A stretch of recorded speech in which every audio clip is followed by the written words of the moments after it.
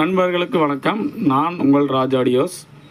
இப்போ நீங்கள் பார்த்துட்டு இருக்கிறது வந்து பார்த்திங்கன்னா ஒரு டார்கெட் ஹோம் தேட்டர்லேருந்து கழட்டின ஒரு ஸ்பீக்கர். இது வந்து 8 ounce 40 watts. இதில் வந்து பார்த்திங்கன்னா இதோட காயில் வந்து நீங்கள் எடுத்து பார்த்தீங்கன்னா தெரியும் பாருங்கள். இது வந்து பார்த்திங்கன்னா லேயர் ஆஃப் வைண்டிங் வந்து நம்ம அதிகமாக வந்து சுற்றிருக்காங்க. அதிகபட்ச வாட்ஸ் வந்து 40 watts வரைக்கும் நம்ம கொடுத்துருக்காங்க.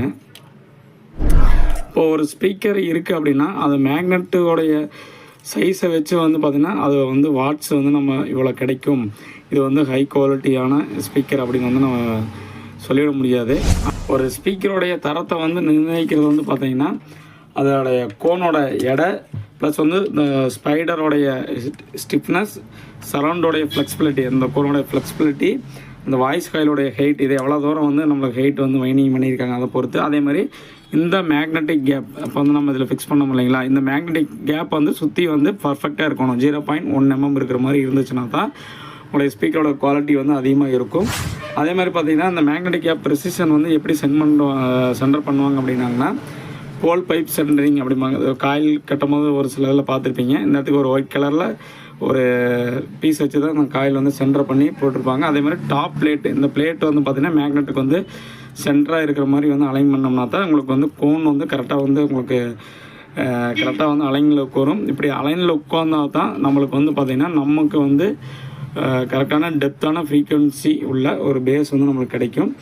அதுக்கப்புறம் வந்து பார்த்திங்கன்னா நம்ம ஒரு பிராண்டட் ஸ்பீக்கர் வந்து தயாரிக்கிறாங்க அப்படின்னா அவங்க வந்து பார்த்திங்கன்னா இந்த டிஎஸ் பராமீட்டர் அப்படின்னு சொல்லுவாங்க. அதை வச்சு தான் கால்குலேட் பண்ணுவாங்க.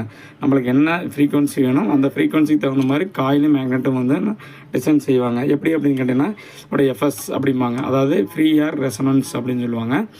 அது வந்து பார்த்திங்கன்னா ஃப்ரீ ஏரில் எவ்வளோ மூவ்மெண்ட் வேணும். அதே மாதிரி QTS, VAS, BL ஃபேக்டர் இருப்பாங்க. இந்த 3 இதையும் வச்சு தான் ஒரு ஸ்பீக்கரை வந்து கணக்கிட்டு அதோடய காயில் என்ன, அதோடைய டைமென்ஷன் எவ்வளோ வரும் அப்படின்னு சொல்லி நம்ம வந்து டிசைன் பண்ணுவாங்க. ஆனால் வந்து நம்மளுக்கு ஒரு 350 rupeesலையோ 450 rupeesலையோ ஒரு ஸ்பீக்கர் வந்து நம்ம மார்க்கெட்டில் வந்து அவைலபிள் இருக்கிறது. அந்த ஸ்பீக்கர்லாம் வந்து பார்த்திங்கன்னா 20 mm மேக்னெட்டு 2 inch காயில் வந்து போட்டு ஸ்பீக்கர் வந்து நம்மளுக்கு கிடைக்கும். ஆனால் அதோடைய எஃப்எஸ் வந்து யாரும் கால்குலேட் செய்கிறதில்ல.